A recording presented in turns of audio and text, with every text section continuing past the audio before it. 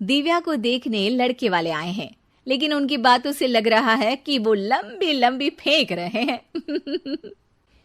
हमारे यहाँ 5 कार हैं, 7 बाइक्स हैं, फिर भी हम बस से आए हैं। वो क्या है ना कि हमें दिखावे का बिल्कुल शौक नहीं है। बड़ा नेक ख्याल है बेटा। लेकिन खुद की गाड़ी में बैठना दिखावा थोड़ी ना होता है। अरे हम दिल्ली से आए हैं, वहाँ पोल्यूशन बहुत है ना, तो हम गाड़ी में नहीं निकलते हैं। हाँ, ये उससे भी बड़ा नेक ख्याल है बेटा। लेकिन अगर आपको पोल्यूशन की इतनी चिंता है तो घर में 5 कार और 7 बाइक क्यों रखी है? अरे इतने पैसे हैं, फुर्सत में क्या करेंगे, कुछ ना कुछ खरीद लेते हैं। अभी पिछले ही हफ्ते एक हेलीकॉप्टर खरीदने का सोच रहा था। तो क्यों नहीं खरीदा? अरे उसके पंखे हवा ज्यादा देते हैं, हमारी माँ को ठंड बहुत लगती है ना, अब बुजुर्गों का ध्यान रखना पड़ता है ना। अरे वाह वाह, ये तो बहुत बड़ा ऊंचा और नेक ख्याल है। हम कैसे मान ले कि ये लोग झूठ नहीं बोल रहे हैं? अरे हमारा परिवार झूठ नहीं बोलता।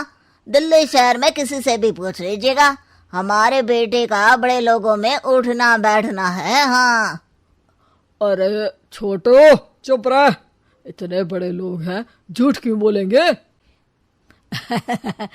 हमारी फैक्ट्री है, और ऐसी फैक्ट्री कि यहाँ ग्राहक आया, इधर सामान बनाया जल्दी जल्दी, और हम हर काम ना जल्दी करते हैं। हाँ वही तो, तब जल्दी जल्दी अपनी बेटी का हाथ हमारे बेटे के हाथ में दे दीजिए।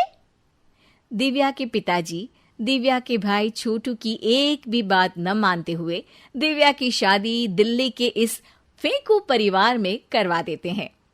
जब दिव्या ससुराल पहुंचती है तब, आपकी कार्स और बाइक्स कहाँ है? मुझे बाहर जाना था किसी काम से। कार और बाइक्स? कौन सी कार और बाइक्स? अरे जब आप मुझे देखने आए थे तो कहा था ना कि आपके यहाँ 5 कार्स हैं और 7 बाइक्स हैं। हाँ हाँ, उस दिन थी, आज नहीं है। है? आज कहाँ गई? अरे जिनकी थी वो ले गए। मतलब वो आपकी नहीं थी? आपने तो कहा था हमारे घर पर है। हाँ घर पर थी, बाबूजी का एक पार्ट टाइम काम है, कार और बाइक धोने का। उस दिन घर पे 5 कार और 7 बाइक्स थी तो बोल दिया था। अरे झूठ थोड़ी ना बोला है, जैसा था वैसा बोल दिया। और वो हेलीकॉप्टर खरीदने वाली बात, वो झूठ थी क्या? अरे बिल्कुल नहीं, शहर में एक नई कंपनी आई है पंखे की, जिसके पंखे बड़े हैं। कंपनी का नाम हेलीकॉप्टर रखा है। जब लेने गए तो हवा बहुत तेज फेंक रहा था, तो माँ ने बोला ठंडी लगेगी बेटा। वैसे भी दिल्ली में ठंड ज्यादा होती है ना। झूठ कहाँ बोला मैंने, जैसा था वैसा बोल दिया। हे भगवान! और वो फैक्ट्री वाली बात, इधर ग्राहक आया उधर सामान तैयार। अरे वो भी तो बिल्कुल सही है। मेरा ना पानी पूरी का ठेला है, इधर ग्राहक आता है उधर पानी पूरी बना देता हूँ। अरे झूठ कहाँ बोला, जैसा था वैसा बोल दिया। हे राम, मेरे तो कर्म फूट गए। आपने तो कहा था कि आप लोगों का बड़े लोगों में उठना बैठना है। अरे है तो, पहले मैं बहुत बड़े लोगों के यहाँ नौकर था। जब भी कोई गलती करता तो वो मुझसे उठक बैठक लगवा देते। हो गया ना बड़े लोगों में उठना बैठना।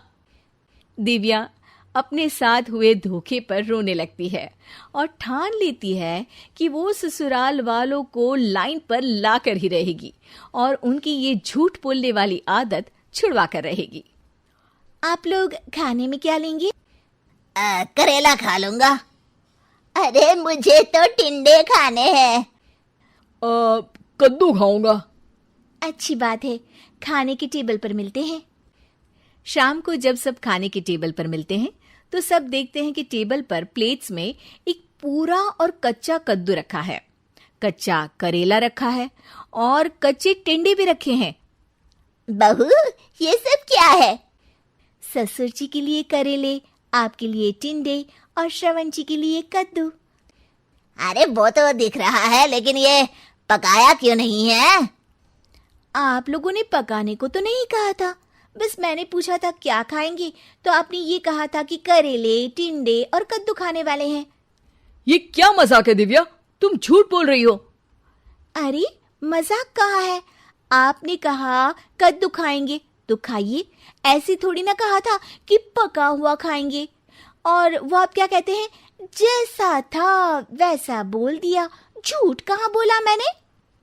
दिव्या की बात सुनकर, समझकर सब शर्मिंदा हो जाते हैं और उन्हें अपने किए और झूठ बोलने की आदत पर पछतावा होता है।